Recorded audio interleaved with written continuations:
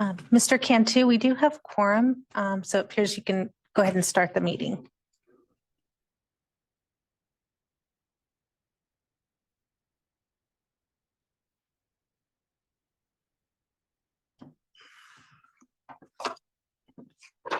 Good morning, everyone. This is the Citizens Advisory Committee meeting of Tuesday, October 1st, 2024. Call the meeting to order. Roll call, please. Good morning, Mr. Cunha, Yes. Mr. Clark, Ms. Zimmerman, Ms. Brown, Mr. Horall, Ms. Lopes, Mr. Hofdahl, Mr. Fippen. Mr. Fippen is here. Thank you. Mr. Savage, Here. Mr. Rios, Mr. Backy, Here. Ms. Austin Tibbetts, Mr. Sanders, Ms. Deming, Ms. Nebaker, Mr. DeHart, Ms. Holmes, Here. Mr. Liba, Ms. Bigby, Here. Ms. Agers, Here. Mr. Tristo, Ms. Fast, Here. Mr. Cryer, Here. Ms. Matthews, Mr. Troost, Ms. Evans, Mr. Delgadillo, Mr. Gutierrez, Mr. Cantu, Here. Mr. O'Brien, Mr. Smith, Mr. Maderos. Through the chair, we have a quorum. All right, thank you. During the meeting, all public participants will be placed on mute by the host. Public members will not be able to mute or unmute manually. Audio for members of the public will be unmuted once they are recognized to make a public comment. Let's have the Pledge of Allegiance. Okay.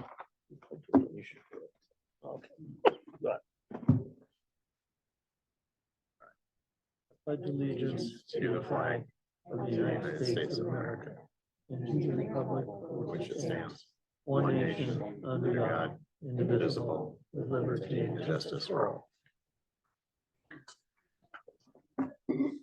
Okay, let's move on to the minutes. Any corrections or additions to the minutes?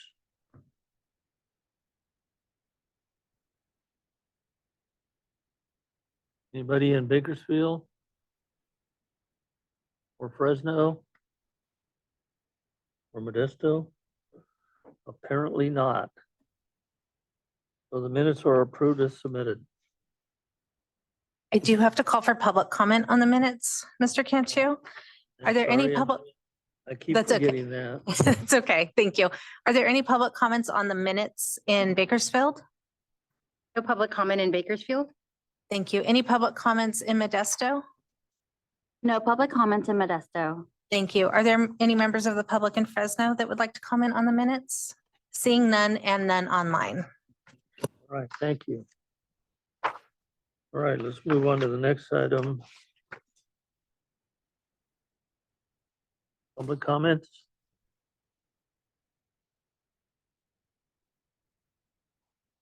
Okay. This time is for comments that are not on the agenda. Are there any public comments in Bakersfield? No public comment in Bakersfield. Thank you. Any public comments in Modesto? No public comments in Modesto. Thank you. Are there any members of the public in Fresno that would like to comment at this time? Seeing none and none online.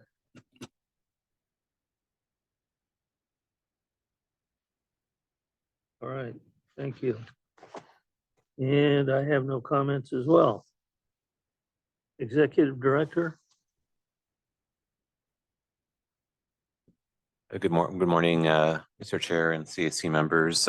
We have quite the full agenda today, so I will mainly just focus on reminding the CAC that we have our upcoming governing board study session in November on the 13th and 14th of November. I just wanted to make sure you mark your calendars for that event. If you can make it down to Visalia, it's going to be hosted in downtown Visalia at the convention center. So it's going to be a really good opportunity for just direct FaceTime with the board and with staff. EPA and CARB are typically at the event as well, along with a pretty interesting, there's a kind of a draft agenda that the board discussed at the recent September board meeting that is available on our posted agenda for that board meeting, which I'm happy to share here with the CAC members, but it's everything ranging from hydrogen and you know, kind of where the state is on developing hydrogen infrastructure through the arches and other kind of related efforts, to wildfire mitigation strategy, to ongoing community engagement efforts. You know, quite a bit of items on that agenda, and hopefully we can have participation by CAC members that are able to make it for that board meeting. So please keep your eyes open for that, and wanted to kind of defer time back to covering the items on the agenda. So I'll turn it back to you, Mr. Chair. November 13th and 14th typically starts at 11 a.m. On the 13th, so there's some time for travel, and then ends by mid to late afternoon on the 14th, which is a Thursday. And any other kind of logistical details that, you know, I'm happy to just chat offline if anybody's interested in just a little bit more on just, you know, there's I'm assuming most can kind of make it there, you know, without having, there's overnight, you know, capabilities to the hotel there and all that. So we're happy to share more information on that if needed. Right, thank you. All right, next item on the agenda is update report from CARB. Laura?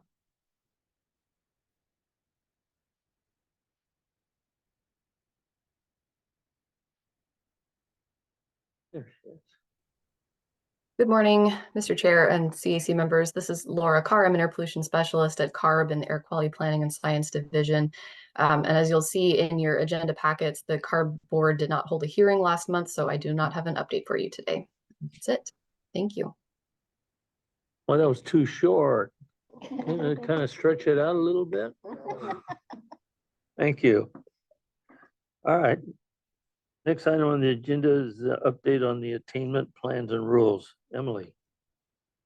Or is that Emily? Yeah, while Emily works her way up here, the other thing that I should have mentioned, I meant to mention, but I'm sorry, I'm still warming up here, is that the next board meeting is that study session. So we are not having an October board meeting due to quorum issues. And so just wanted to make sure that you're all aware of that as well. And we'll talk about that later in the item related to the volunteering to present the report. That the next meeting for that is actually going to be our December meeting, due to this not having an October meeting, not having an item on that at the November study session, and having that item be at the December meeting. So just wanted to make sure you were all aware of the October meeting not being on the calendar for the board.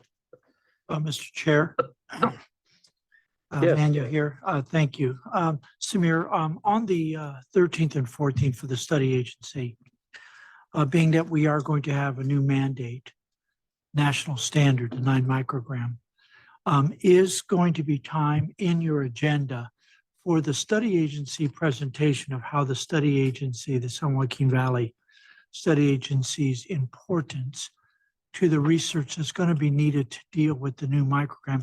Is that going to be included in that 2-day to where you guys and our ARB / really the San Joaquin Valley Study Agency will do a presentation? Do you know? Or Yeah, I think, well, just to clarify, so it's a study session, so it's a board meeting. And I don't think that's, you know, just it's a study agency meeting, but I think what you're asking is whether there's an item on the agenda solely dedicated to talking about the role of the study agency and supporting the science maybe needed to develop the standard. There is not a specific item on that at that meeting, but it is definitely something, as you know, Manuel, that we've talked about having. You know, there's many board meetings where we're going to definitely be talking about that issue, and especially we actually have study agency meetings as well that are regularly scheduled throughout the year, where I think that's going to be a big topic for the study agency itself to have that discussion. So, which is a separate agency, by the way, from the governing board. And so we're not actually having a study agency meeting at the No. November meeting. Right. It's a governing board meeting. But I'll just say that embedded within many of the items that are going to be discussed, whether it's the wildfire issues, whether it's the hydrogen and other infrastructure, whether it's the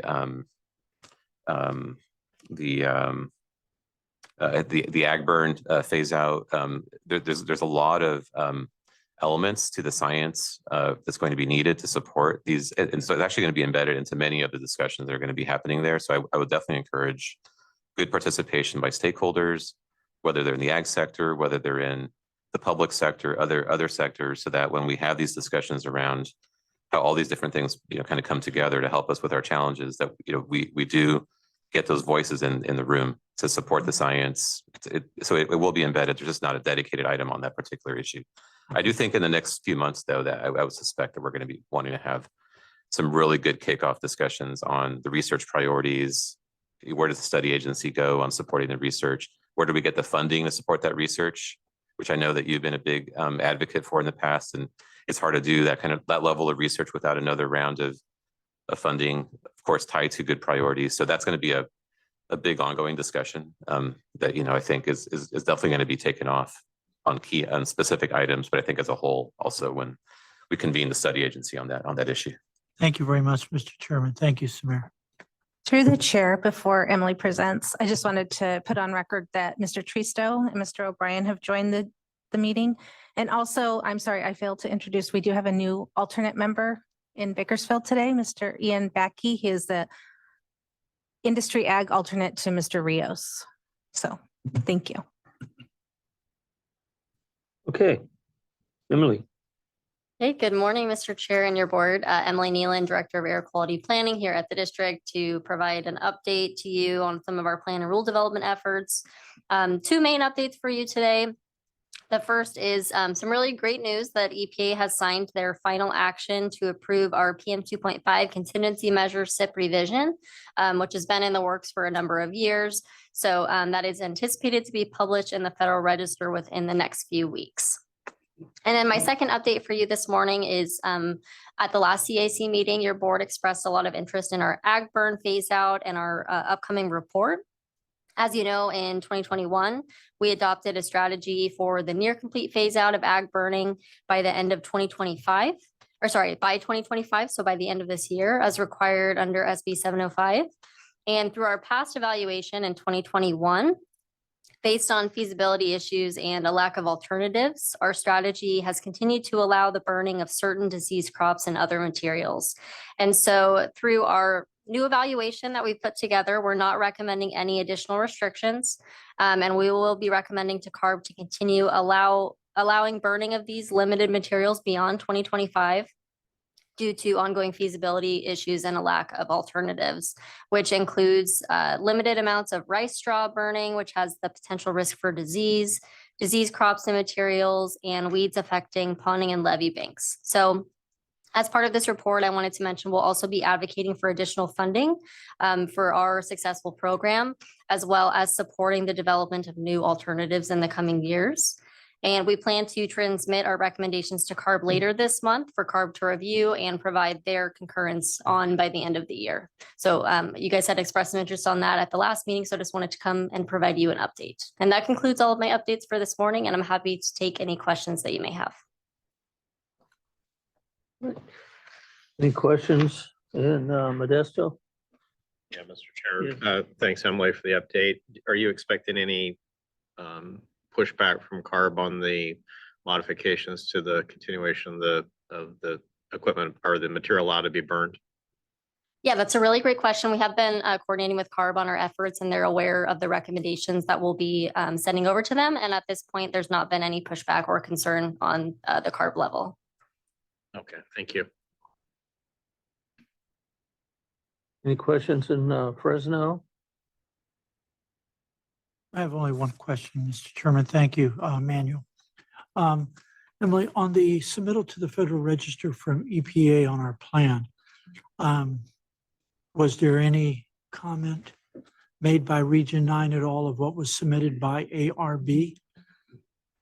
So this particular action is for PM 2.5 contingency measures. This Oh, is the not con- for our most recent PM 2.5 plan. So this is just their final approval, which they had previously proposed approval last year in December timeframe. So this is just finalizing that contingency measure approval for the 1997, 2006, and 2012 PM 2.5 standards. They didn't make any comment about the contingencies. Was there any comment made by Region 9 at all about what was being submitted? Do you know, or?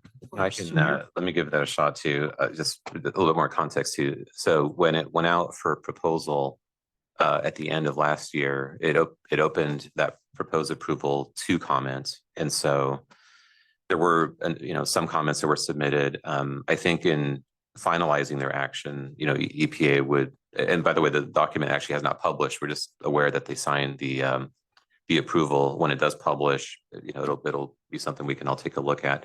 I would imagine that there's responses to the various comments that were submitted that would be a part of that final action. And so, we can't really speak to exactly what's in the final document, but what we do know though, is that it is a final approval. Which is good news in that it basically, and we would be the first region in the country that under the latest frameworks for contingency have been able to successfully pull together a package that is finally approved by EPA. So just wanted to kind of acknowledge that effort here in the region of being able to do that. But yeah, we'll see how the actual final package looks once it actually publishes in the register. Great, thank you, Emily. Thank you, Samir. Any comments in Bakersfield? Okay, thank you. Move on to item 10. Consider recommendations from CAC Subcommittee Hearing Board appointments. Good morning, Chair. My name is Shiraz Gill, one of the Deputy APCOs here. As you know, one of the roles of the CAC is when we have vacancies in our state mandated hearing boards for the CAC to provide the recommendation to the governing board on potential applicants to fill those vacancies. At the May 7th meeting, an ad hoc committee was created to vet the candidates for the 2 vacancies that we have in the Central Region Hearing Board, an alternate medical member and an alternate public member. Interviews have been had with those applicants, and before you in your packet is the recommendations being made by the subcommittee. So in front of the CAC is to confirm the recommendations made by the ad hoc subcommittee and forward those recommendations to the governing board for their final consideration. With that, I will turn it over to the chair or one of the other ad hoc subcommittee members if they wanted to share any of their perspectives. Any ad hoc committee members? I think I'm the only one here. You're here. You have any comments? No comments? Anybody else? Yeah, the recommendations are in your packet, and I can tell you who those are. It's Dr. Melissa Messias Rioseca from the Central Region Medical Member as the Central Regional Medical Member alternate, and Jessica Pearl is a Central Region Public Member alternate. So those are the 2 recommendations made by the CAC subcommittee. Through the All right. chair. I apologize. We did not print those in the Fresno office. It was part of the agenda packet that was sent out on Friday.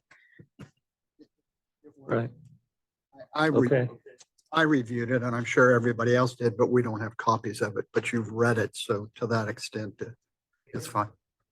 In your packet that was sent just not out. printed. Yeah, right. Okay, yeah. Okay. Any other comments?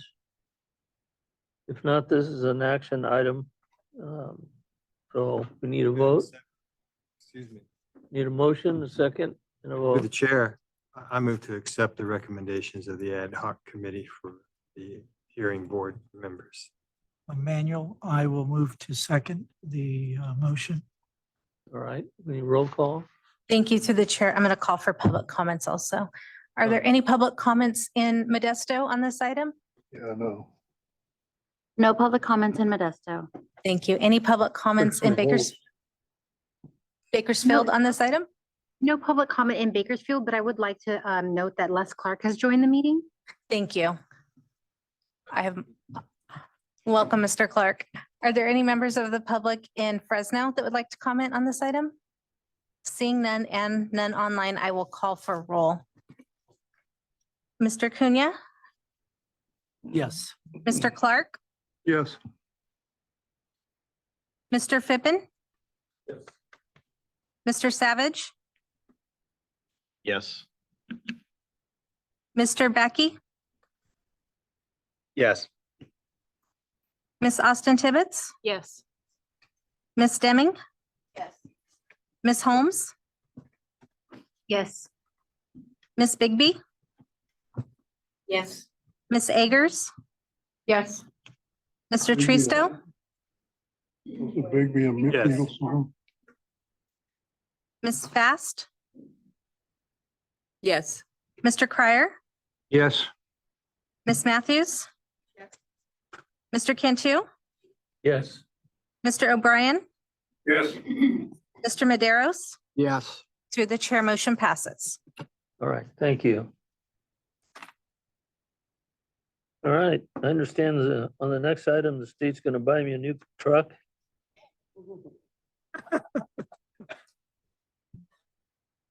I'd like Go to ahead, Brian. introduce, Mr. Chair, yes, actually, that is a possibility. But I'd like to introduce Brian Dodds, who's a program manager that oversees the district's award-winning clarification, not dive clean in the San Joaquin, drive clean in the San Joaquin passenger vehicle replacement program.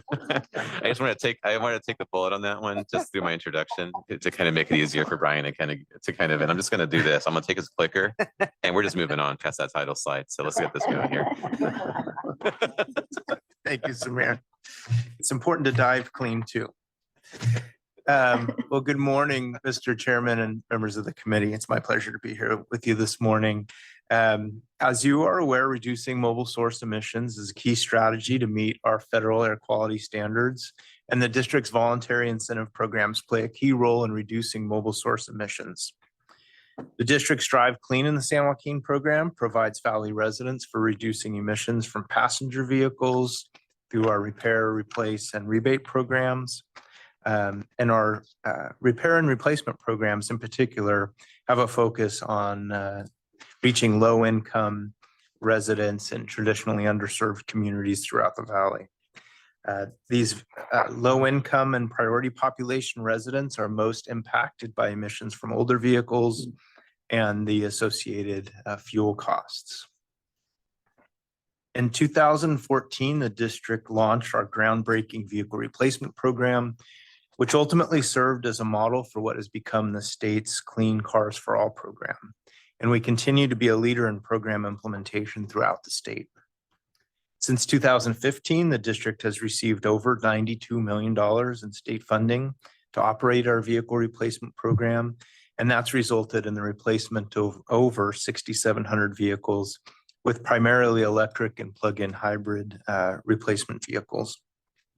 Incentives in this program are available up to $12,000 for Valley residents, and it depends on the income level of the participant, whether or not they live in a disadvantaged community, and the type of vehicle replacement or vehicle that is being purchased.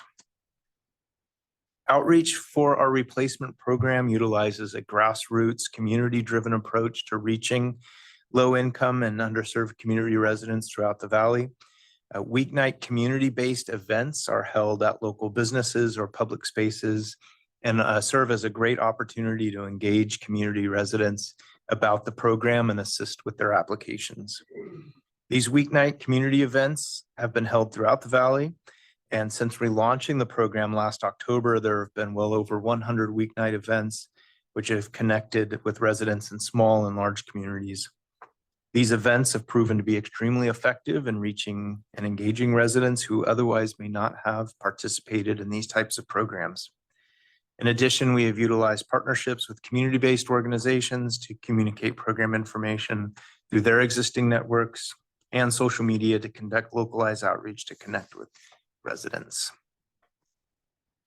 This approach to program outreach has resulted in very high levels of participation throughout the district's disadvantaged communities, with more than 98% of the valley's disadvantaged communities having participated in the vehicle replacement and repair programs.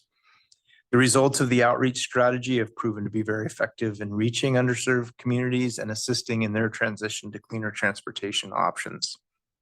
A UCLA Luskin Center for Innovation report highlights the district's ability to reach residents in underserved community.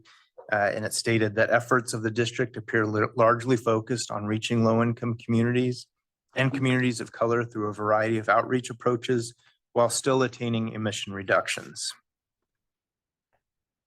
Over the last year, the district has seen a very high demand from Valley residents for this program, and we've generally been oversubscribed for funding. So we have more applicants than we would have available funding. And based on this current demand, CARB recently allocated an additional $14 million in program funds to the district. This will provide about $11.2 million in funding for vehicle purchases and $2.8 million in program administration costs. CARB had previously held $14 million in a reserve that was intended to meet the demand for the program across the state. We were allocated that entire $14 million reserve based on our program demand and program success. This additional funding can support an additional about 1,000 vehicle replacement projects, and it'll be implemented with Valley CAN, who is our program partner. They're responsible for several tasks, including management and oversight of applications, outreach, assisting applicants throughout the process, coordinating the vehicle purchase, and reporting program information back to the district. And these are just a few samples of our replacement program participants, and it's always great to see kind of the end result and the new vehicles that they end up purchasing through this program. In order to participate in the program, participants must meet program eligibility criteria, which includes program income limits. Of course, they must have a valid California driver's license. They must be the owner of the vehicle, provide documentation that the vehicle has been in use over the previous 2 years, and that they are a resident within the boundaries of our district. Participants can either apply through one of our weeknight vehicle replacement clinics, which are held throughout the Valley, or through the district's online application form. In addition, district staff as well as Valley CAN staff are readily available to assist program participants with any questions or assistance that they may need. We have a quick video that we'll show about our program, and then we'll return it to your committee.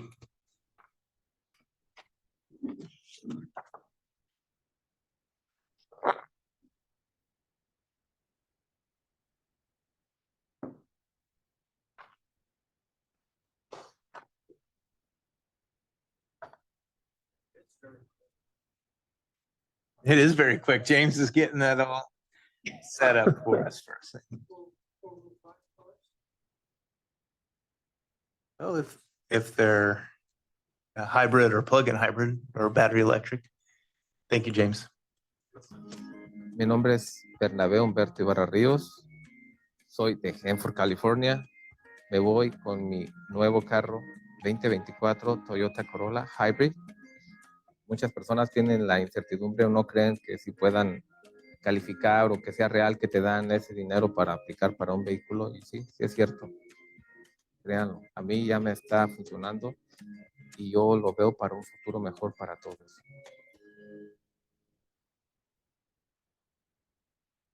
James. So that will conclude my presentation. I think that video speaks really well to the needs and demand of the program, and I appreciate our OC department for putting that together. All right. If just one moment, if he's speaking in Spanish, why isn't it in English below instead of Spanish? You follow what I'm saying? Subtitle. Yeah, through the chair, I think that's a good question. And that particular ad was specifically designed for a Spanish language audience. We try to do outreach in a number of different languages and approaches.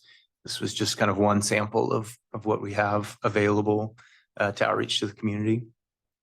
Oh, but it's another quick comment. Mr. Chair, if I could, I wanted to actually give a closing comment before you open it up to the CAC, if that's okay. Go ahead. Yeah. the reason we wanted to bring this item to you is because we've been really successful at, as you heard from Brian, at really fighting for, we're leading the state in fighting for significant resources. We just got the 14 million, kind of cleaned up all the reserves based on demand and the success that we're having here. So it's really important that we keep getting the word out about this program into communities that you may work with. Wanted to make sure you were sharing this information. If you had any questions or ideas for outreach, we're obviously taking those as well. So we can keep growing it and keep fighting for those resources. There's going to be a new budget year coming up. So that conversation continues as to what we might see in that new budget. And to your question, Dennis, just wanted that was closed captioning, for that particular Spanish version, so not dissimilar to what you might see, English CC on a English message, but we have all that same outreach available in English. We just happen to share the Spanish version with you all this morning, but there's some great tools out there, a lot of third-party verification of the success of the program. And as the vehicle fleets as the vehicle offerings become, more and more available on the hybrid, plug-in hybrid and all electric, and whether it's new or used markets are growing, you're seeing a lot of pickup from Valley residents in this program. Just a lot of excitement out there to be able to get out of these old clunkers and basically get into a more efficient vehicle. So anyway, just wanted to make sure that the CAC was fully empowered and aware of this effort, and whatever you could do to share that out to the community. Or if you have ideas, it's a constantly evolving program. And that's something that Brian and his team have been really, part of the success of the program has been that we do keep going back and making changes and then getting the state to, to change their statewide program, which we actually locally developed here. Many years ago, actually, we developed the pilot here that led to the state, basically taking that and going statewide. So I want to acknowledge, and the CAC has been there all along the way, by the way, helping develop this program. I know a lot of ownership and pride goes into what we've been able to do here. I'll turn it back to you, Mr. Chair and members, for any comments or suggestions. Brian, I had a question. On your presentation here, it indicates repair, replace, and rebate. Are most of the vehicles new? Is there a percentage that would be repaired instead of new? Yeah, Mr. Chairman, great question. So our Drive Clean in the San Joaquin program does have 3 different options. The one that we discussed today is primarily our replacement program. Residents who go through that program can purchase either new or used vehicles, primarily because of the high cost of battery electric and plug-in hybrid vehicles. Right now, we see a lot of used vehicles that are purchased by residents, but some are purchasing new vehicles. The important thing that we try and assist with is that the vehicle that they purchase needs to meet their needs. And that might be financial needs, it might be ability to get to and from work or their kids to and from school. So we make sure that that vehicle meets their needs. Separate from the replacement program, there is a rebate program that provides all Valley residents up to $3,000 for the purchase or lease of an electric vehicle. And then separate from that is our repair program, where we have weekend events throughout the Valley where people can go and get their vehicles tested. If they're in need of emissions related repairs, we do provide vouchers that they can go to a participating smog shop and have their vehicle repaired. So really the idea across the Drive Clean in the San Joaquin program is that a variety of options that Valley residents can utilize in order to help reduce emissions from their vehicles. Wow, it's a great program. Mr. Chair, one last question, if I may.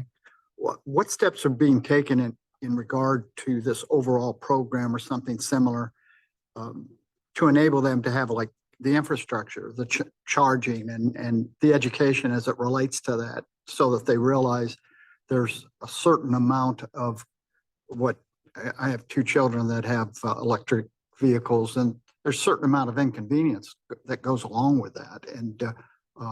And what steps are being taken to help assist in that regard in these communities? Yeah, a great question.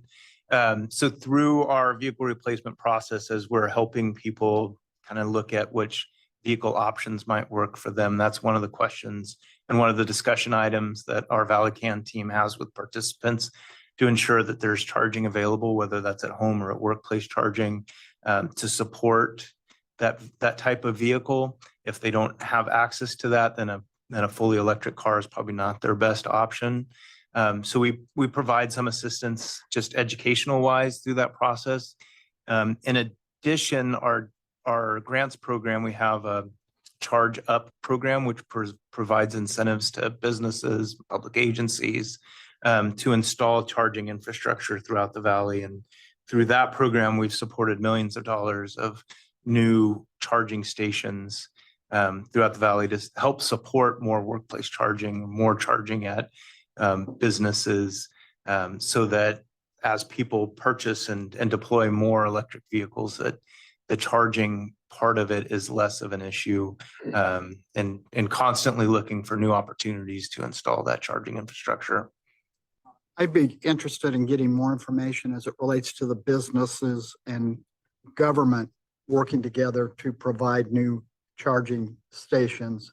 I mean, we have some places that would be perfect for that type of thing in the Tulare area, and I'd love to have that because we have an outlet mall in Tulare that has no charging stations, and that to me makes no sense. So I'd like to work with that in that regard. Yeah, we'll follow up with If you could on that. provide it And to we'll me. also, just as an action item, we'll share the charge up grant program information with all the members, but we'll specifically also reach out to see what, if anybody else has any interest, similar interests, we're happy to have that conversation to see what we can do to work Fantastic. together on that. Thank Appreciate you. that. Mr. O'Brien. You answered my first part of the question just now. The second part is, we're getting to the end life of a lot of the batteries. Is there intended to be a battery replacement and disposal through the Air Board, or is that from some other organization? Yeah, that is another really great question. So currently the state is looking at various incentive programs and opportunities for replacing older batteries. As you've mentioned, some of these first generation cars certainly coming to the end of their battery life, and that's one thing that we do need to be concerned with. So I think there's a statewide effort to kind of try and tackle that issue, particularly for, well, I think in general for residents throughout the state, but also for lower income residents who may not be able to absorb the cost of replacing those batteries as easily. But that is certainly an issue that is being examined at a statewide level. At this point, we don't have a specific incentive program available, but I think that as CARB looks at that issue and develops resources and guidance, that could be something that's available in the future. Is there a framework at all for anyone to dispose of and replace? I mean, it seems like it's haphazard right now. Yeah, there's maybe if I could take, there's a broader question, I think, Mr. O'Brien, that you're raising, which is, how do we deal as a state with the life cycle of, when you have a lot of these vehicles that are getting older now, what happens to them, the batteries, for example, in the waste stream, and are we, and just to answer your question directly, I mean, we certainly don't have any sort of incentive or we're not involved in the waste side of the, although I know that that they're absolutely, my understanding is that the state through kind of the waste management side of things is working with whatever they, all the various waste streams to figure out exactly how these vehicles are ultimately going to be disposed of, because everything does eventually come to an end if there's, one fact of life. And so, Brian was kind of talking to the user experience, but I think you're partially, if I understand your question correctly, also speaking to what happens to the batteries and all the ultimately in the waste side of it. And it's a big question, and it's a very good question. And I do know that there's some waste related efforts that are going on. We're just not a part of that. I think, although we're certainly interested in making sure, I mean, if you don't have solutions on that side, it does introduce a major complexity, right, as the state transitions to electric vehicles. So we're definitely interested in really more from the perspective of making sure that everything is being thought through in a thoughtful manner as these transitions happen. And so we're keeping an eye on that, but we're definitely not, we don't operate waste facilities or incentivize you know, I mean, there's a whole other world of waste management that I know you're probably in, at least in some level involved in, having had a lot of municipal kind of experience, but that's only getting more complicated, as I'm sure everybody here knows, with other mandates that are happening in the waste management world of things. But this is just another factor in that side of the state's, you know, kind of strategy development. And we're happy to keep an eye on that, and maybe you can report back at some point in the future, you know, on how that's looking. Thank you. Any other questions or comments? Bakersfield? Ian Baki, I got two questions real quick. For the repair portion of this incentive, how long does it take? So we do the pop-up, and I've seen that quite frequently for repairs, or if somebody takes their vehicle to a shop when it needs to be smogged. How long does it take for their funding to arrive in order for them to not have hindrance with the DMV due to the fact that those are just lovely people to deal with? But how long does it take from application to approval process to know that they're going to get that voucher, grant, coupon to get their vehicle repaired?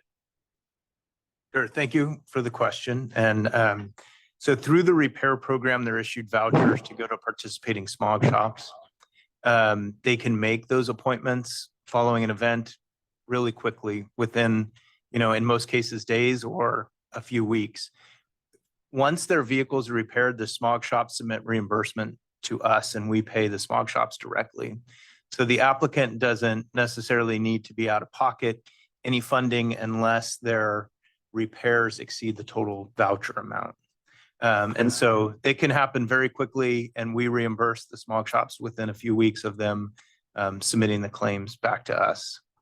So just to be clear about that, the individual that has the vehicle, owns the vehicle, they're going to have to apply for your voucher, correct? Either attend one of the weekend events and have their car tested. If it fails that screening, then they're issued a voucher on the spot. If they call Valley Can directly, they're directed to a smog shop. We make an appointment, and if their car fails a smog test at the smog shop, they're like eligible for further emission repairs on the spot. Outstanding. That was pretty clear on that side. And then, you know, for qualifications, income verification, can you talk to us about the income that is necessary or the threshold that you're looking for on income verification? Yeah, absolutely. So through the state program, they require that participants for a replacement program be less than or equal to 300% of the federal poverty level. For reference, for a family of four, that's $93,000 or so. For each additional dependent there, it increases by about $16,000. So we look at family size and total income to determine if they're eligible. But it, you know, like I said, family of four, $93,000. It's fairly expansive there. Yeah, understood. Thank you. You're welcome. Questions, comments in Fresno? Yeah, this manual, thank you. First is, I want to commend your team. I want to commend the event that I attended in Merced, where I think there was over 200, and it was the last day of the money they would give you, and then it sat there. And we still had needs and needs. I appreciate the $14 million, the entire amount from ARB. But it's a program that really shows the need. And to help the communities, 93,000 is a little high for a family of four, where one may be a provider. And if he or she works for various industries, even with the $20 an hour to $18, $16 an hour, pretty hard for them to get there. But the discussion first is, you have one heck of a program. I want to commend you, Ryan, the entire staff. Everybody has done a great job, and the board in the allocations. Definitely more money is needed. This is my comment, not CAC. Take it from the damn high-speed rail. Okay? And give 200 or 300 million and have it to where I appreciate a hybrid gas and electric combinations, because many of our farm workers in our fields don't have charging stations, and we will not put them in. If we have a crisis stealing pump wire and pumps, could you imagine what our charging stations would look like on the flea market? So I believe that hybrid concept of having gas and electric, I appreciate the used concept because of the insurance for a brand new car is extremely, and today auto insurance is very hard to get, and especially for electric. So I think we as a CAC maybe need to someday, Samir, draft a letter of tremendous support coming from the CA for more funds to this next round of negotiations. But I think we need to be on early on and ask for a lot more money. And I know they have a reserve in Sacramento. I know that. But again, the questions I have is about the battery storage. We've done all of these great modernization of all electric. The new hybrid Tesla pickup, what do you call that thing? The ugly truck, or I don't know what it is. This is me. I don't know what it is, but I followed it very carefully in the manufacturing, only for one reason, was that the battery was 1,900 pounds. The battery has to go to a repair shop where the chassis is removed from the battery. What do you do with a 1,900 pound battery? I don't want it dumped in our fields. I don't want it dumped alongside of a road. But I think I have a greater question. We've had two major fires, one in the north on a big rig up on I-80, on the west side of I-80. We've had a huge one down going to Vegas, a 2-day shutdown of the entire freeway because of toxicities coming from these batteries. I think we need to have some answers. We can go ahead and keep giving the money, but it's time to replace the battery. Where is it going to go for this air district to worry about where it's stored? We think a forest fire is bad, but if now you've got 1,000 cars that have replaceable batteries and they're going to go into some storage yard, can they still catch fire? I don't know. I just know that a Tesla battery in a big rig that weighs 9,000 pounds has to be buried if it catches fire. It has to be buried. So I think that's a great question that was asked. I think we need to have answers for that from ARB. It's great to give all the money out, but why should a citizen or a person of low income now have to try to buy that battery that could cost $25,000 maybe for a car that costs $20,000? So that's a great question that I have and that has been spoken. So I think we need to have some of those answers.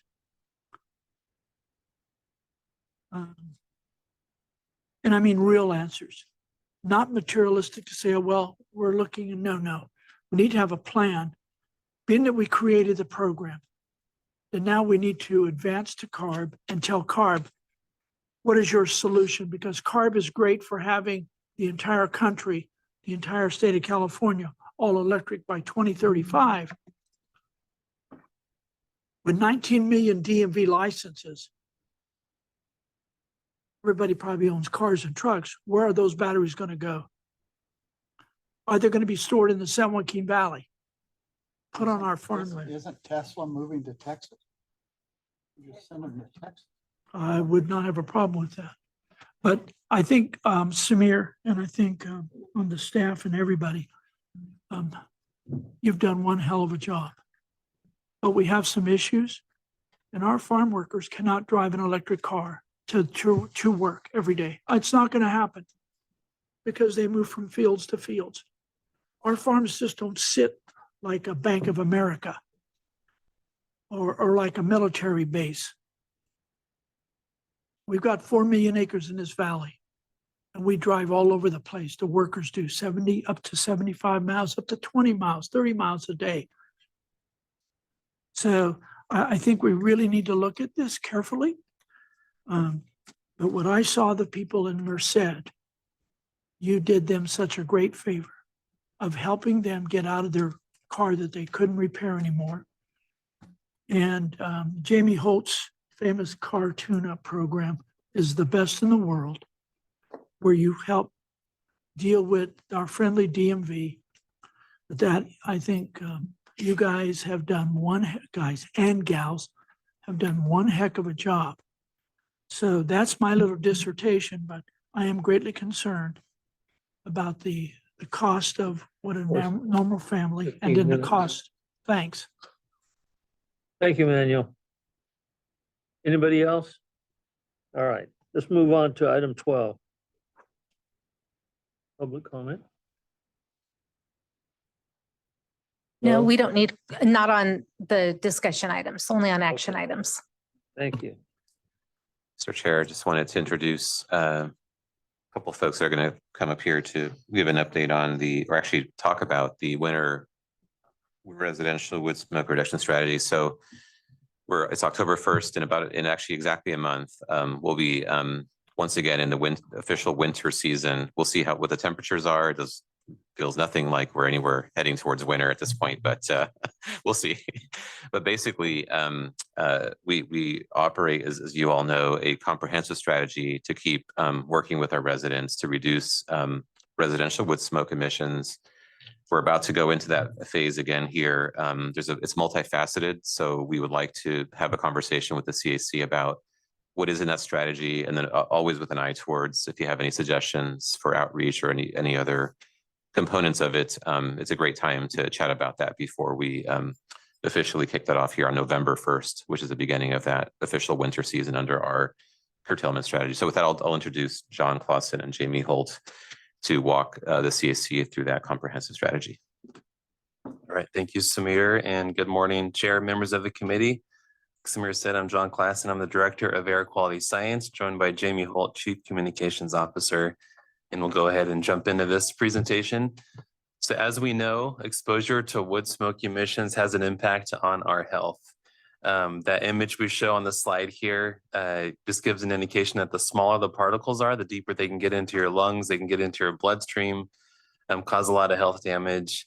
A lot of research has been done on this, showing that this exposure to wood smoke emissions can cause lung disease, decrease in lung function for children.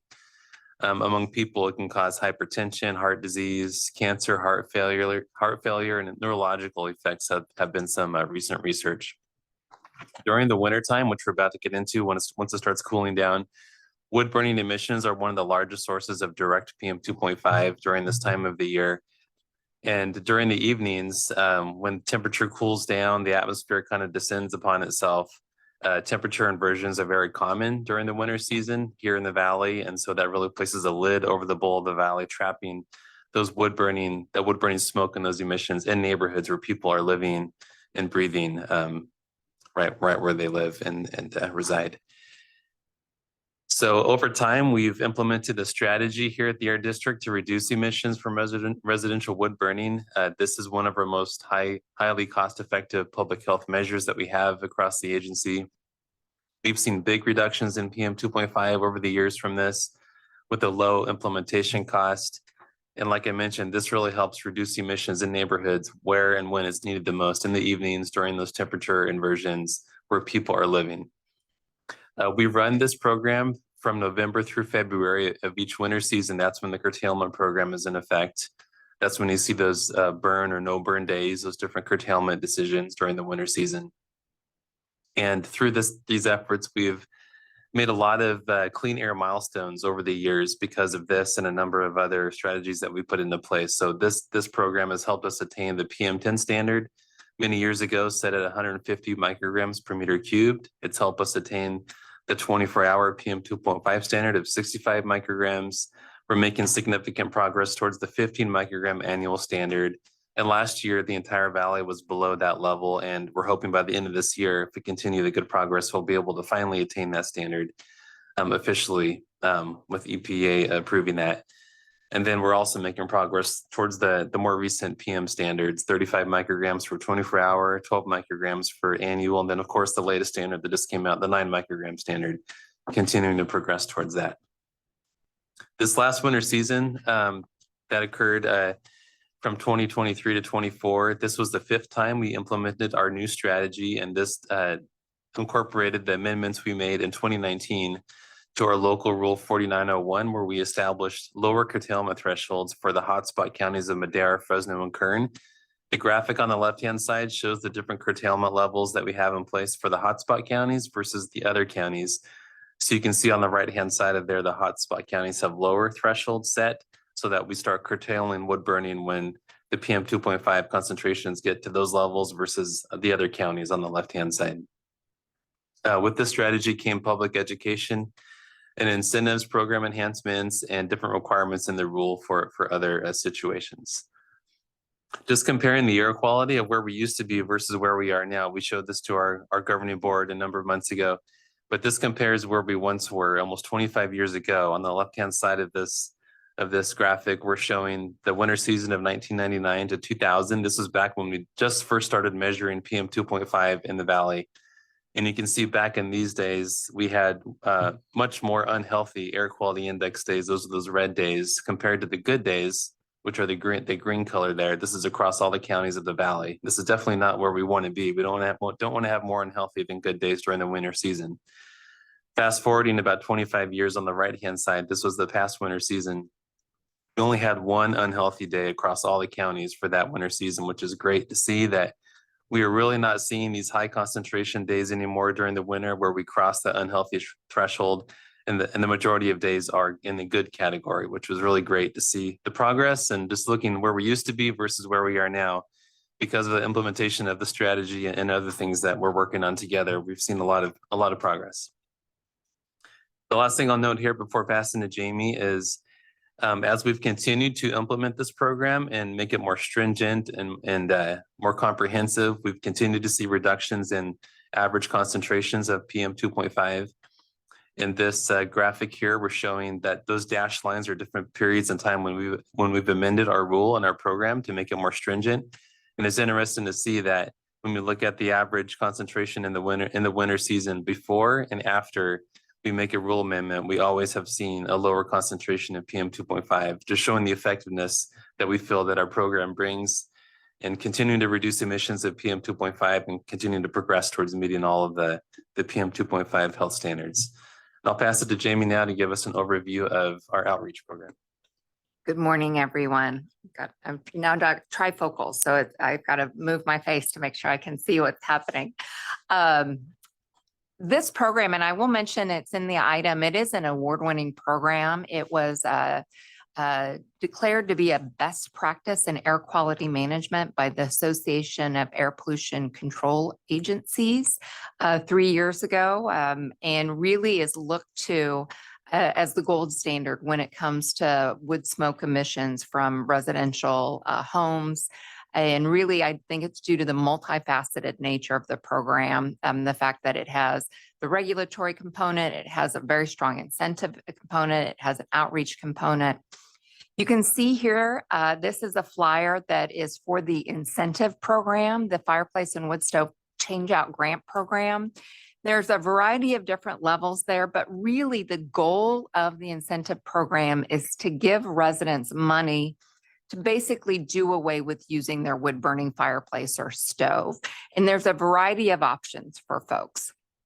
They can just decide that they're gonna block up their chimney, put a lid on their chimney, and we'll give them a small amount of money for that, for no longer using their fireplace, or they can brick it up however they wanna do it. If they want to put in a gas insert, we can give them funding for that. If they want to put in an electric heat pump, you hear a lot about electric heat pump these days. There is also an option to put in an electric heat pump. The goal with this program is really to be flexible, to meet folks where they're at, and to get them into the device that really makes the most sense for them for where they might be living. Education, as John mentioned, has always been key to this program, and we have done significant outreach over the past going on 30 years almost, which seems crazy. We really focus on emphasizing those health impacts that are related to wood smoke. Really, that smoke coming out of your chimney, what it's doing is it's coming back into your home. It's impacting you, your family, your pets, or it's going into your neighbor's home. It's impacting them. We also make sure that we warn residents when air pollution is expected to deteriorate and give them information on how they can protect their health, and additional steps that they can take to reduce emissions during these wintertime episodes of poor air quality. We encourage residents to upgrade through our grant program, and then we use a whole variety of outreach avenues that I'm going to talk about in just a minute to get the word out. This advertising, which you'll start to see up in the November months once it's no longer 103 degrees outside, but I'm not bitter about it. We use traditional bilingual advertising on network TV, cable TV, outdoor billboards. We really look to put the billboards in neighborhoods where we know there are older homes that might have wood burning devices. A lot of the newer developments, even going as back as in the last about 10 years, they don't even have wood burning devices. So it's really those older neighborhoods.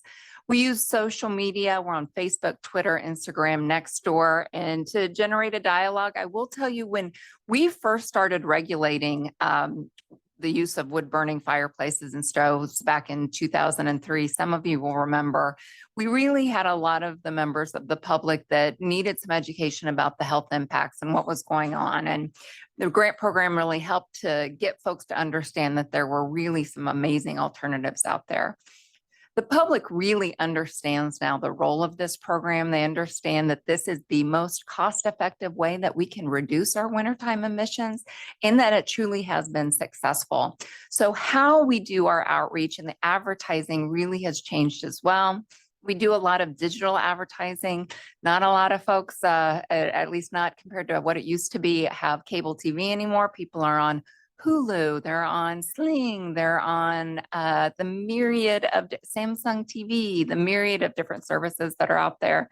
So we put commercials on those streaming platforms.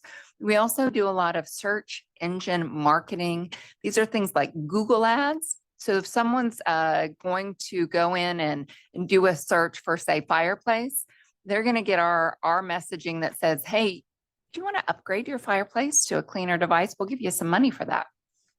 We also have a smartphone application that gives folks the daily curtailment status. So it's really easy for folks to see if they still have one of those wood burning devices, the handful of days when they can use it.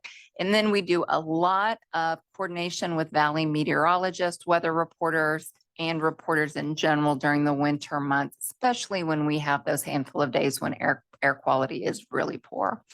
This is just a visual of some of our outreach that we do. You'll, as I mentioned, begin to see it here in November. I'm going to show you a few commercials here at the end.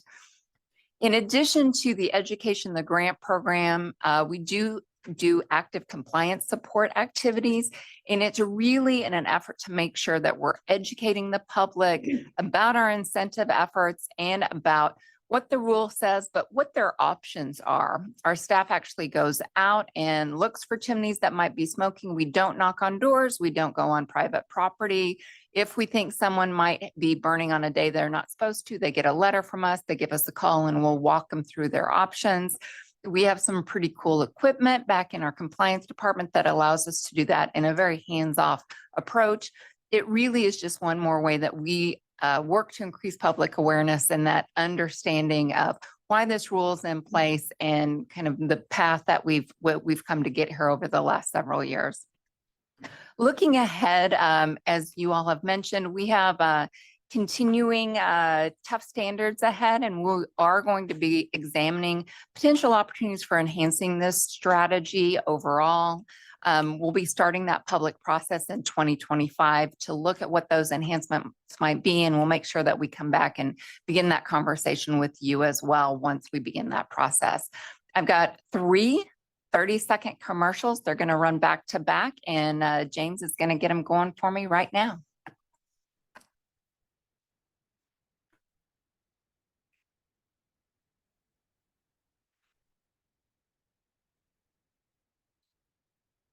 Change out program.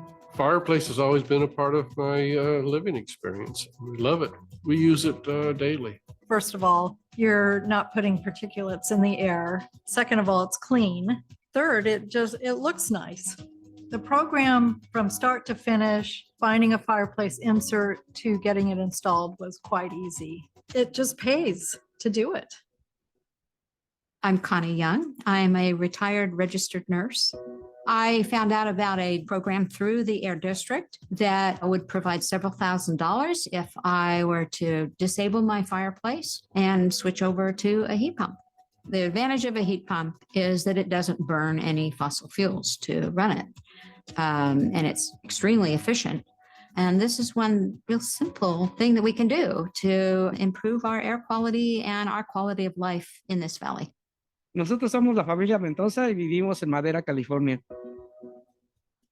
El programa realmente es rápido, es muy fácil y pues el beneficio que quema uno limpio, lo usa uno pues casi diario y aparte de eso pues realmente es más rápido en vez de quemar leñas. Y como vienen mis nietos, pueden jugar cerca y es más segura para ellos. Como le digo, realmente así podemos contribuir a no contaminar el aire. With that, we'd be happy to answer any questions. We have one. I had a question. So I noticed for how it works, they're going to apply for the voucher. Once they have the voucher, it says present approved voucher to a participating retailer. So what does it take to either become a participating retailer? Can they be a contractor? So that would be the question that I have. If there's a list of units that they specifically have to install. Yeah, hi, this is Samir, and I can take a quick stab at that. I believe our program director is here if he wants to add anything, Todd DeYoung. Yeah, so that list is ever evolving. So it's absolutely open to additional retailers / I'll use the word contractors in there too, because I think it's been a growing list of folks that have to meet some minimum qualifications. Basically, they're an established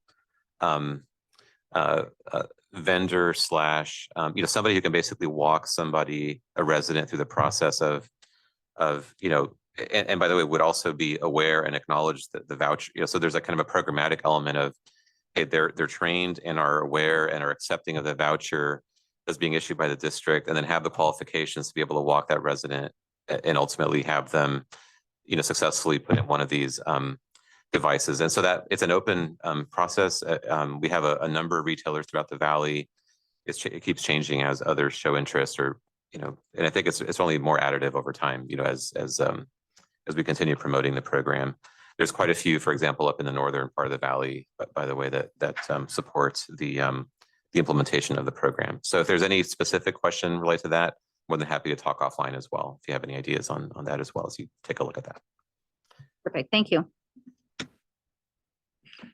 And Samir, just as a tag onto that, similar to the other program, we do a lot of really good incentive programs. I don't know that each of the CAC members are fully conversant in all of them. If you can send us as much detail as possible, that would help us easily share with our constituents information so they know what's out there and available. I think it could be helpful just as a, produce a summary document for us. Could be quite useful. Thanks. That's an excellent idea, and we'll follow up on that. I'll call it a toolkit or something that's basically easily shareable, whether it's like an internal newsletter or social media post or whatever, sort of whatever format might be easiest. We'll try to make that easy for y'all. Yeah, that'd be great, and include your partners like you were talking about relative to who can actually help implement the programs in the local areas. That's super helpful to us. Thanks. Absolutely. Thanks. Any other questions or comments? in Bakersfield? Fresno? Yes, thank you, Mr. Chair. A couple comments. Jamie, or John, propane is acceptable, correct? As a gas, right? Okay, I want to make sure again. That's been since 2003. So, okay, great. Number two, on the heat pump, it runs off of electric, correct? Being that our neighbors and our friends, the utility companies, have only charged very minimal per kilowatt this year. People's homes only went from $70 to $500. That was only a modest increase. What is that cost? Do we know what these heat pumps are costing? We're very fortunate because right now the weather at 103 definitely is a savings.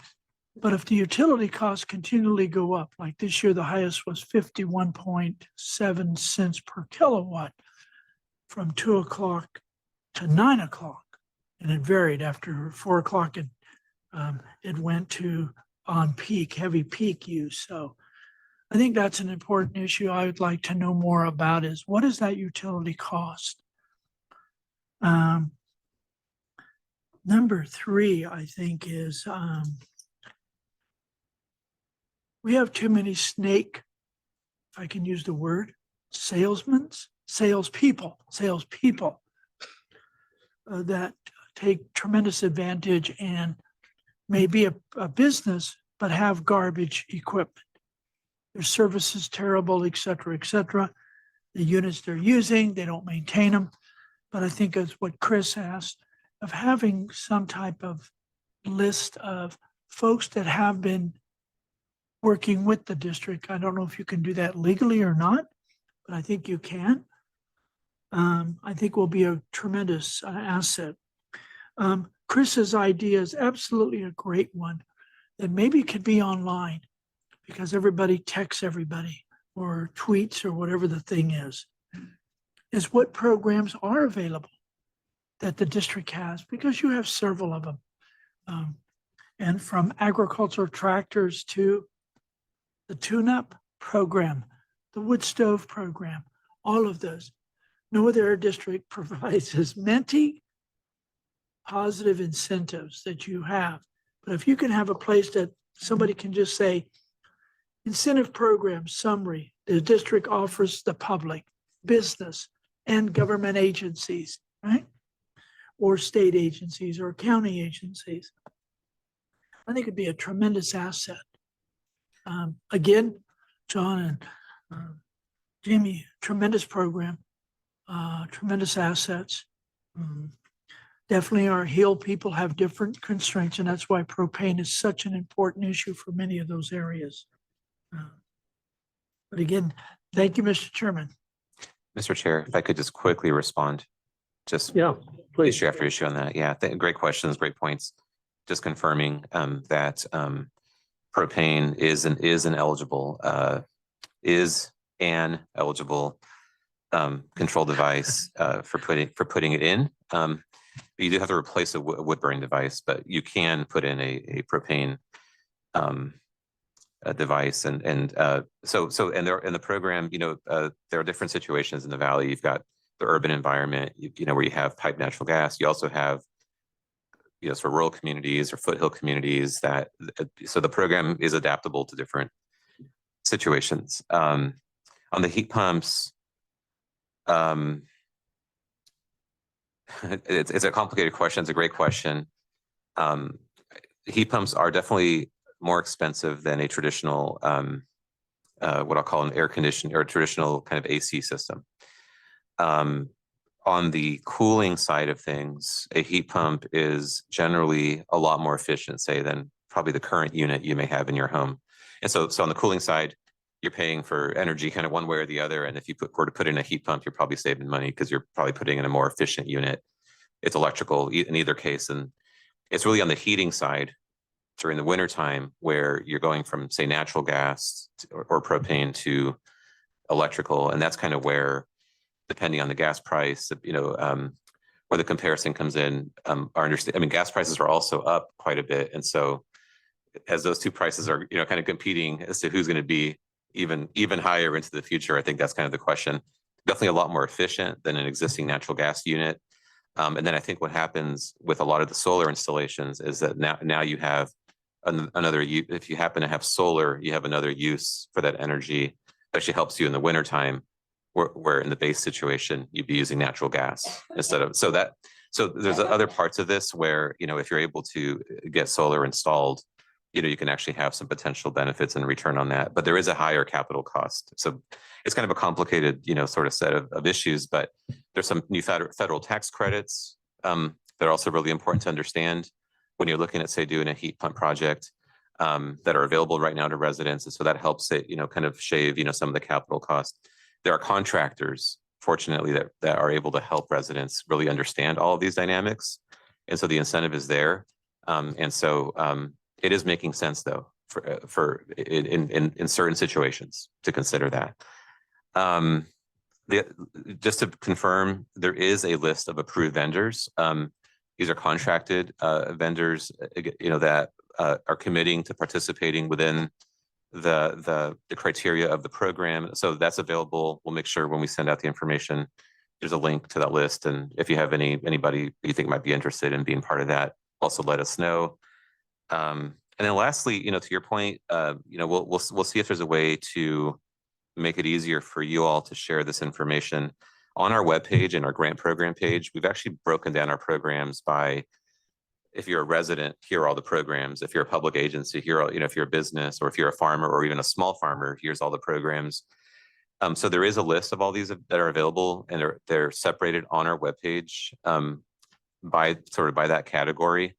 If there's a way to make that even easier in a shareable kind of a document, or similar to what Chris had raised earlier on this specific program, we can look for something that says, hey, here are all these things that are available to you, and here's how you can access them, right? But the page is available today, but we'll see if there's another handout or something that might make it even easier from a shareability format, as you all may want to share out to anybody that you may want to do that with. So we'll look at that as a suggestion, and hopefully that answers all the questions that you raised, Manuel. I understand absolutely on the cost, but infrastructure is such an important issue. Wintertime solar doesn't do much because of clouds. If we have tremendous fires, correct, and I appreciate that.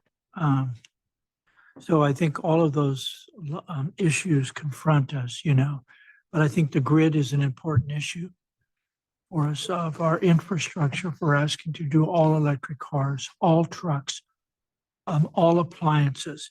Now, who and what gets hurt at the end, because the infrastructure is not there to suffice all of our needs. It is not, in no shape or form, even by the year 2035. So I think having the flexibility in the program to where you give that individual that opportunity to go with either a gas stove, propane stove, or an electric, or a so-called heat pump, discussion of electric, and you still do the pellet stoves, correct?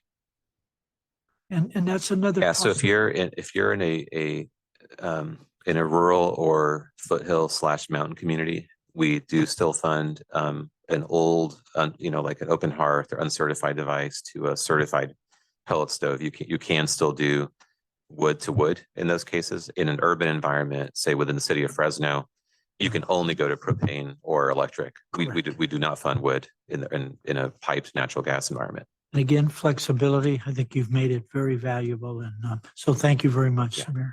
Thank you, Jamie and John. Thank you. Let's move on to item 13, AB 617 implementation update. Stephanie?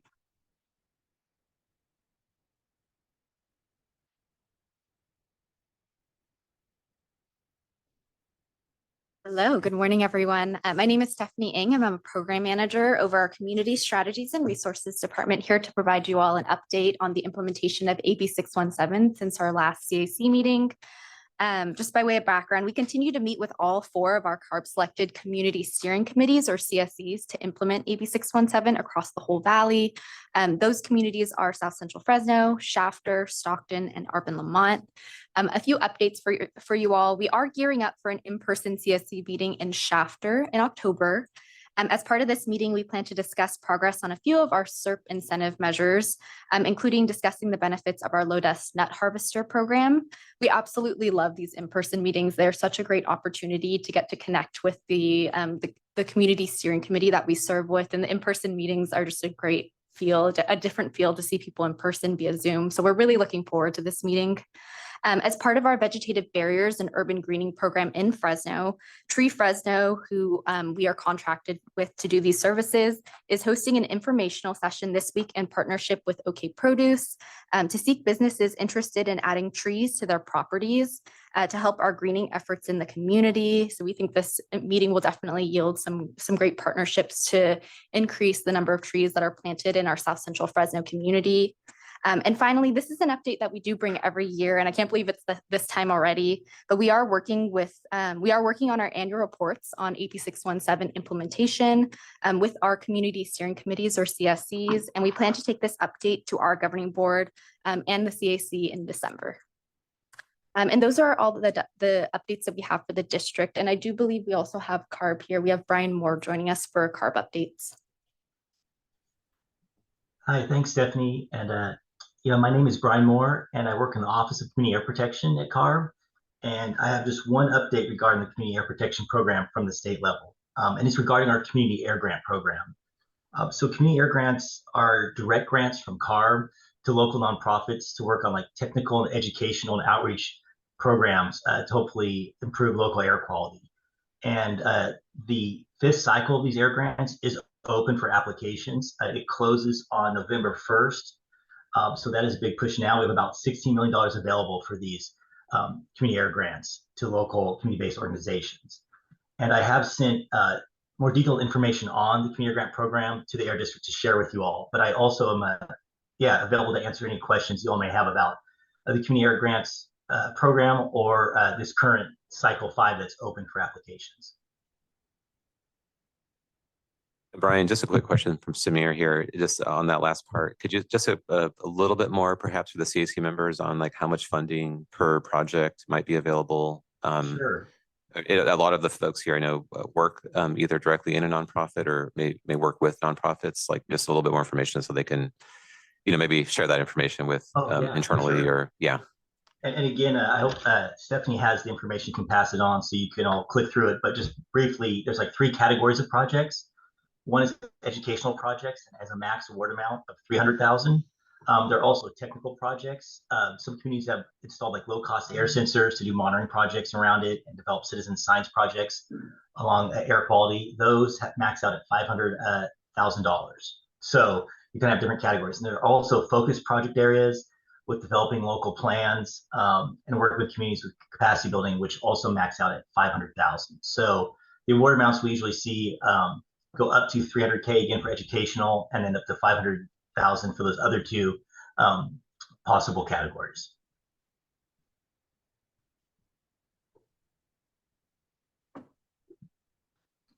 Okay, thank you.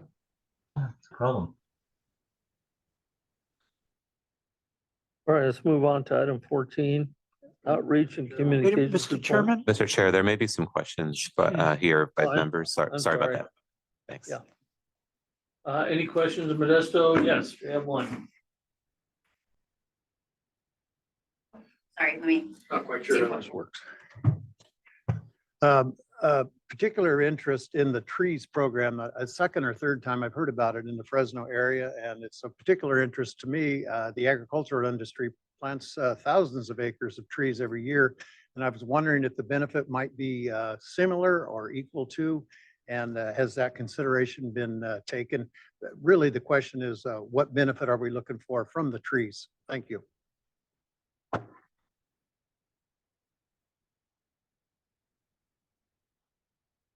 Maybe I can take that question. Yeah, it's a great question and one that comes up from time to time in terms of what net value there may be from the large amounts of orchards, that, because over time, I think we've all seen transition, some crop transitions, including, for example, I think it's over 1.4 million acres of almond acreage, for example, in the region. What value they may provide in terms of carbon sequestration, kind of life cycle. So I think that is a question probably best directed at CARB, just from an ongoing basis as they look at their work, whether it's a scoping plan for addressing various kind of climate change related mandates or other parts of what they do from the inventory side, the emissions inventory side.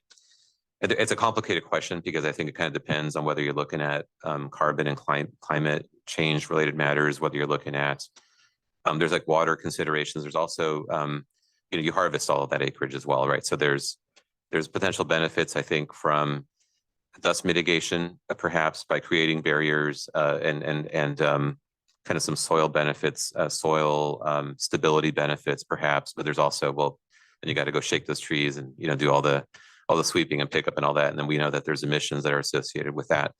So it is a pretty complicated question. So I think depending on your exact level of interest and sort of,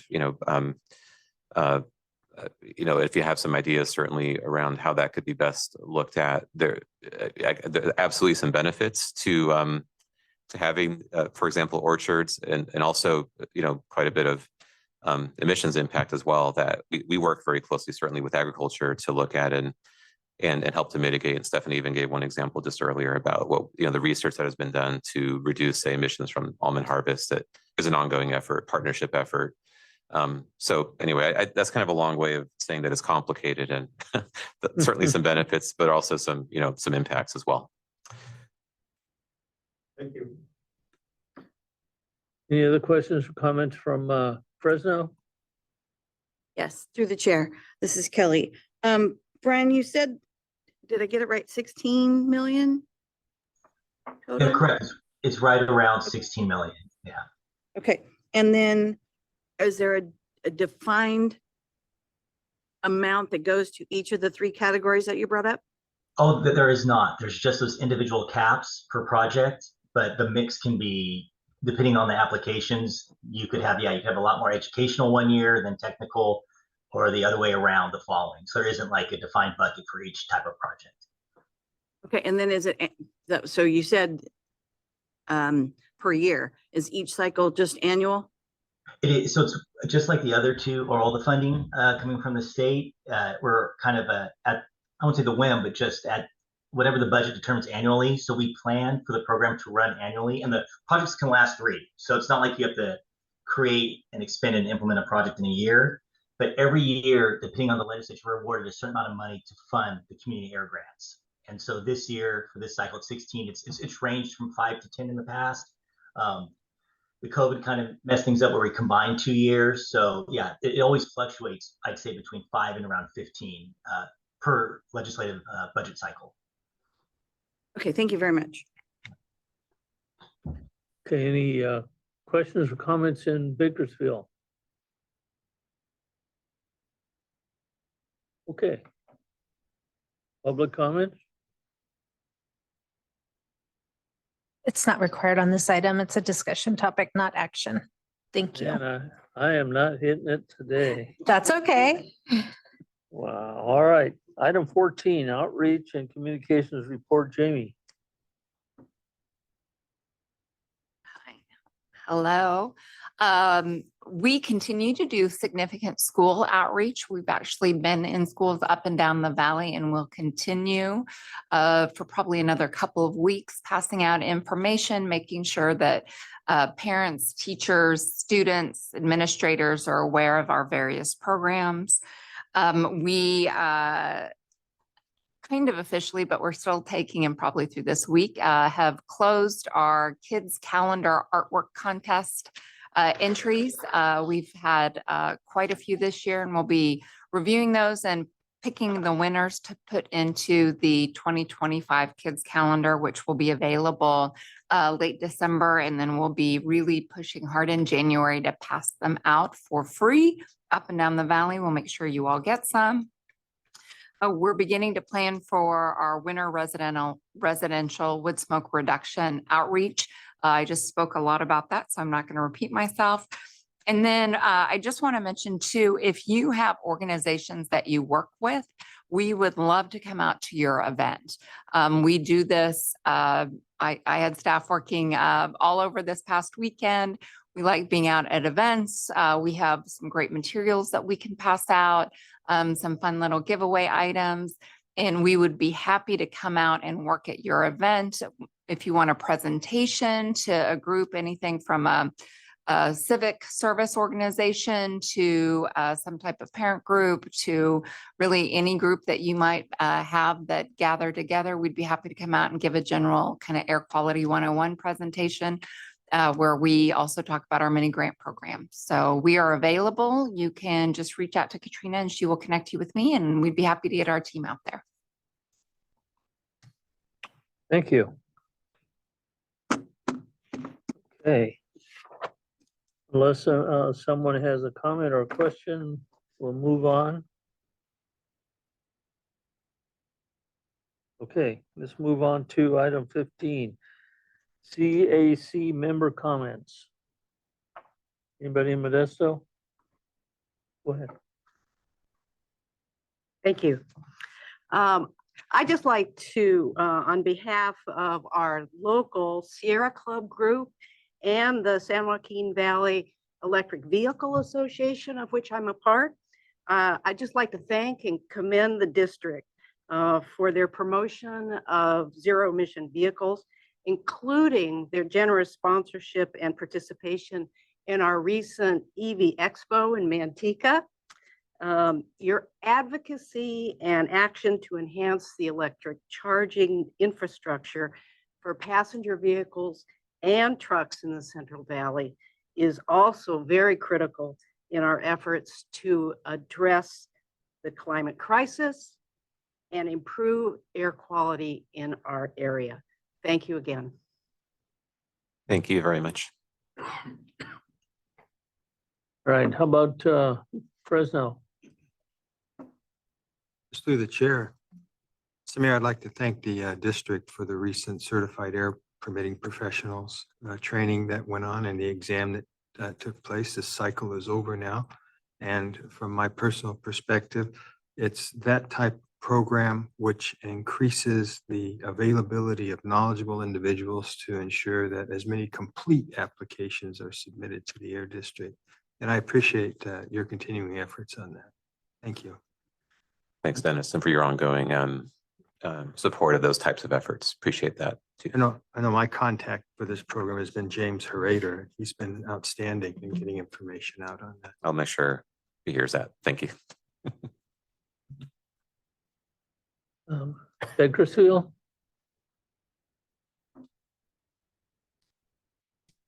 Okay. I just want to add a comment. You know, if you live in an urban area, in my community, Manteca, they're building gas stations and convenience stores virtually on every corner. And they all include some form of, or some number of charging stations. And I see a lot more electric cars and those ugly pickups in town. So we are definitely on a transition to something other than gasoline powered motors. So that's great. I'm glad to see it's happening. All right. And the last item on the agenda is a volunteer to present report during governing board meetings. I'm not sure what that means. Let me bring that back, Mr. Chair, to the earlier comment I raised.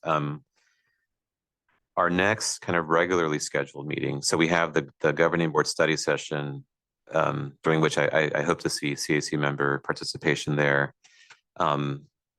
But as far as an official kind of report out, December would be the next opportunity for that. That would be the December 19th board meeting.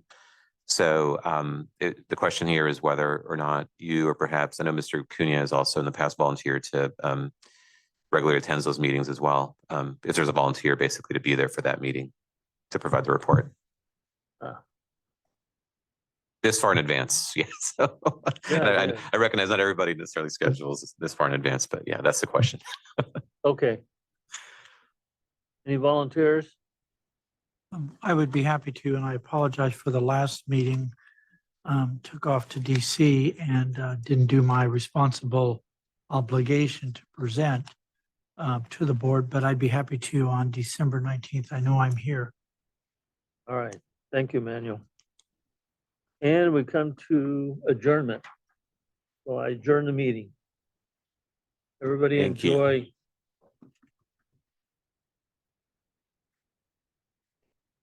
It's over. It's